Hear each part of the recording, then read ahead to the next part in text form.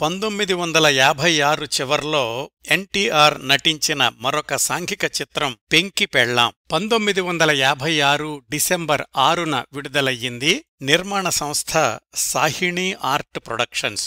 నిర్మాతలు yes Bhavanarayana, dB Narayana. దర్శకత్వం కమలాకర కామేశ్వరరావు గారు. ఈ సినిమా కథ ఆ కాలపు కుటుంబగాథా చిత్రాలకు కొంచెం భిన్నంగా ఉంటుంది. అనగనగా ఒక ఊళ్ళో తాగుబోతు రంగయ్యకు 2 పిల్లలు. పెద్దమ్మాయి సీత, చిన్నవాడు అబ్బాయి రాజు. రంగయ్య ఒక హత్య కేసులో జైలుకెళ్తాడు. రంగయ్య భార్య చనిపోతుంది. పిల్లలిద్దరూ అనాథలవుతారు. పక్కింటి పాపయ్య వాళ్లని చేరదీస్తాడు. పాపయ్య భార్య, పాపయ్య చెల్లెలు ఇద్దరికీ ఈ పిల్లలంటే ద్వేషం. పైగా పాపయ్య కొడుకు సీతను ఇష్టపడతాడు. ఇది పాపయ్యకు గిట్టదు. సీత ఆ ఇల్లు వదిలి వెళ్ళిపోతుంది. సీత తమ్ముడు రాజుని కష్టపడి చదివిస్తుంది. రాజు రావు సాహెబ్ గోవిందరావు కూతురు సరోజకు ట్యూషన్ మాస్టర్ అవుతాడు. ఆమె తన గురువునే ప్రేమించి పెళ్లి చేసుకుంటుంది. చిన్నప్పట్నుంచి ధనవంతుల కుటుంబం కాబట్టి తలబిరుసుతనం, పెంకిగా ప్రవర్తిస్తుంటుంది సరోజ.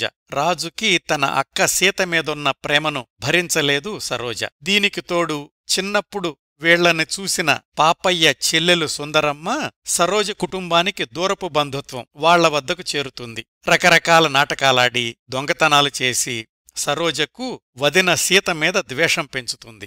సీత ఆత్మహత్యకు ప్రయత్నిస్తుంటుంది. ఇలాంటి అపార్థాలు ఇంకెన్నో చోటు చేసుకుంటాయి. ఇవన్నీ పరిష్కారమై సుందరమ్మ నిజరూపం బయటపడి అందరూ ఆనందంగా కలుసుకోవడం కథకి ముగింపు. ఈ సినిమాకి మాటలు పాటలు రాసింది ఆరుద్ర.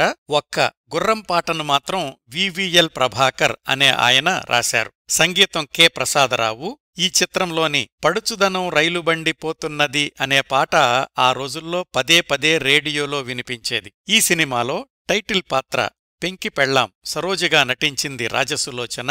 ఆమె పెళ్లి చేసుకున్న భర్త రాజుగా ఎన్టీఆర్, రాజు అక్క సీతగా జూనియర్ శ్రీరంజని, ఈ అక్కా తమ్ముళ్ల తండ్రిగా నాగభూషణం, సరోజ తండ్రి రావు బహదూర్గా రేలంగి, కథలో విలన్ పాత్ర పోషించిన సుందరమ్మగా సూర్యకాంతం నటించారు. మరికొన్ని పాత్రల్లో కెవిఎస్ శర్మ, రమణారెడ్డి, అమర్నాథ్, ఛాయాదేవి మొదలైన వారు కనిపిస్తారు. ఈ చిత్రం నిర్మాతలను చిత్రరంగంలో నిలబెట్టింది.